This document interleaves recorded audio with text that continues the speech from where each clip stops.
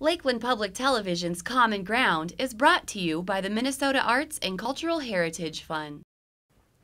I'm Emily Wendland. I'm a student at BSU. I'm getting a degree in art. I hope to be an illustrator.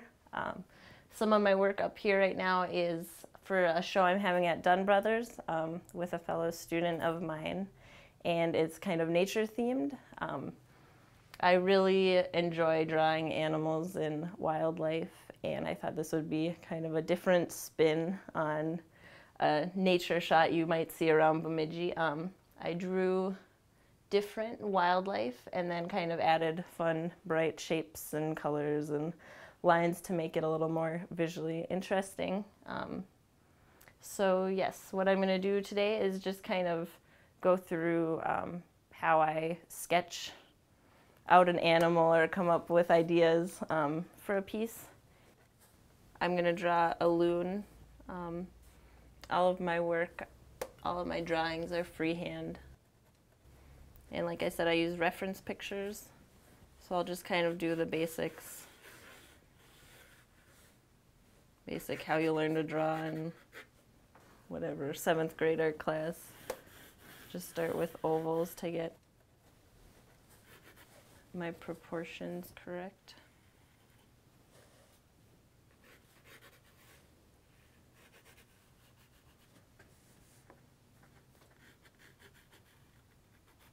But I had seen an art piece online that was a deer head made out of a bunch of triangles. And that kind of inspired all of these pieces.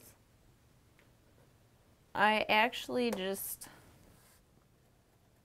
was on kind of a kick of drawing animals and integrating the geometric shapes. So I actually had a lot of these before I even put together the show or like made it into a show. So like I made the art pieces first and then kind of figured out a theme afterwards after I had a few pieces already. I look forward to kind of developing a style of illustration that people can see one of my illustrations and kind of recognize it as mine without having to see my name right beside it. I think my style of drawing is pretty consistent. I mean, regardless of like all the crazy colors and triangles like in my work right now, I'm fairly realistic when drawing, and I think that kind of stays the same in all of my art pieces. Illustrations give a little more sense of imagination. Like you can draw in or add in things that wouldn't necessarily be realistic and you couldn't get a photo of. You can get a little more emotion or more of an idea or concept into an illustration versus just a photograph, like a photograph that would be with a newspaper article or something like that. I guess maybe you can get more of an idea across. There's a little more freedom in illustrations.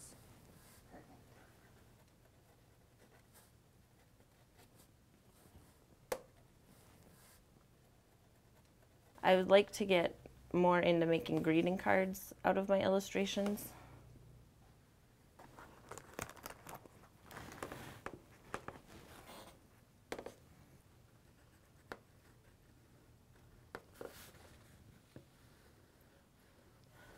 Living in a town like Bemidji has been really helpful to kind of make a name for myself as an artist.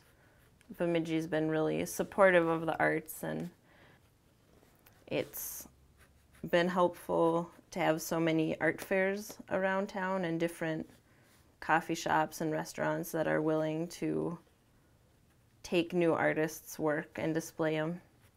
I did holidays by hand at the Boys and Girls Club in Bemidji, and I sold quite a few there. And then I did at that Lot 6 fair last summer. Having art be so much a part of the community, like having it displayed, having like the different sculpture walk and different things like that. I think it benefits the community and the artists. I mean, being an artist, I'm biased to having art around.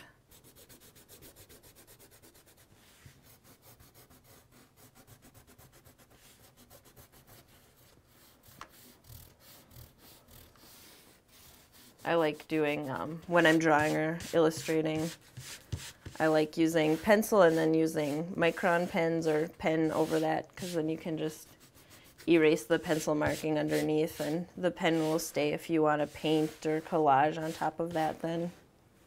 So that's worked out well for a lot of pieces I've done. The colors I will probably use to paint this then won't be typical normal colors. To make it more interesting and stand apart from a photograph, I might use like purple or pink water rather than like blue sky, blue water, because when you're illustrating, you have that freedom to do that versus a photograph.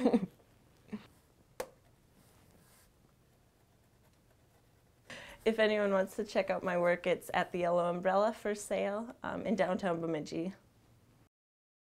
If you enjoyed this segment of Lakeland Public Television's Common Ground, consider making a contribution at lptv.org. If you have segment ideas pertaining to North Central Minnesota, contact us at legacy@lptv.org.